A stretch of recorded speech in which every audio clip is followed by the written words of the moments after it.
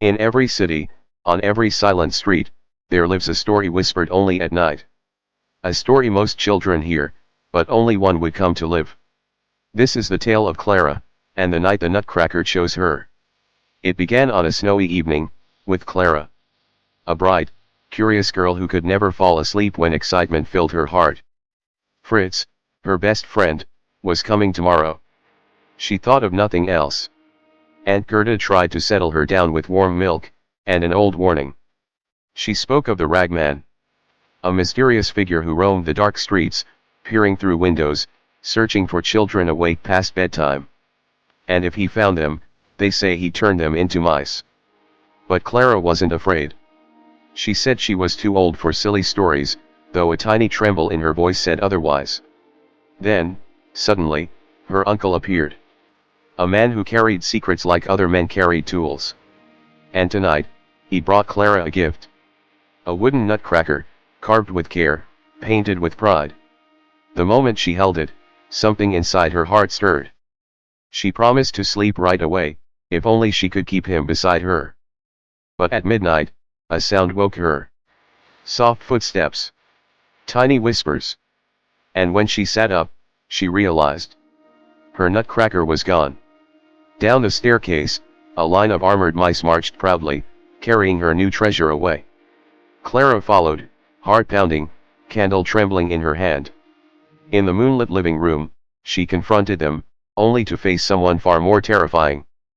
A towering, two-headed rat queen, eyes glowing red like burning coals. Her name was Morphia. And she demanded Clara surrender the nutcracker.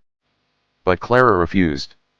And at that moment, her nutcracker sprang to life. He defended her as the mice swarmed, his wooden limbs moving with a soldier's courage.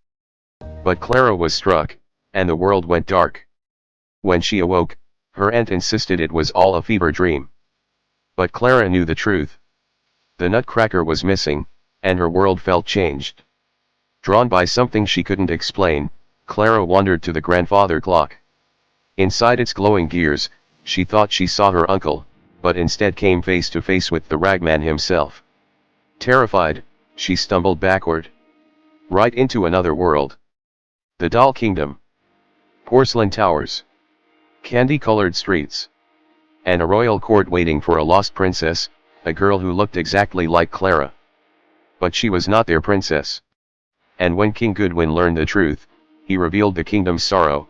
Princess Mary was cursed by Morphia. Turned into a mouse, as punishment for refusing to marry the Rat Queen's son. Wise men from every corner of the land argued uselessly, offering impossible cures. None of which could break the curse. Clara's hope returned when she met the Queen of Time.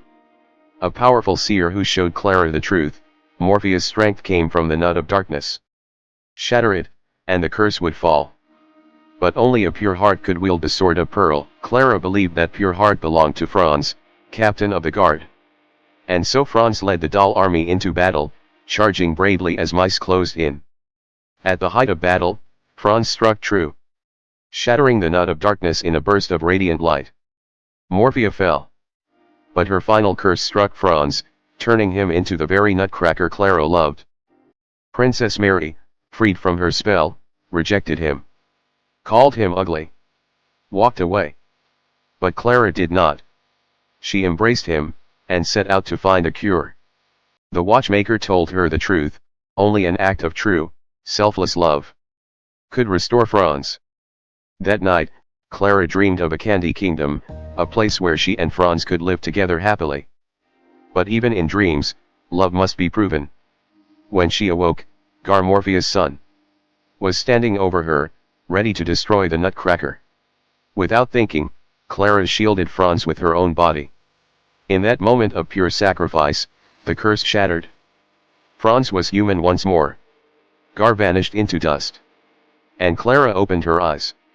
In her own bed. Her uncle smiled knowingly. And when Fritz, a boy who looked exactly like Franz, stepped into the room, Clara understood, some magic never leaves us. Some stories follow us home. And this was only the beginning of her happily ever after.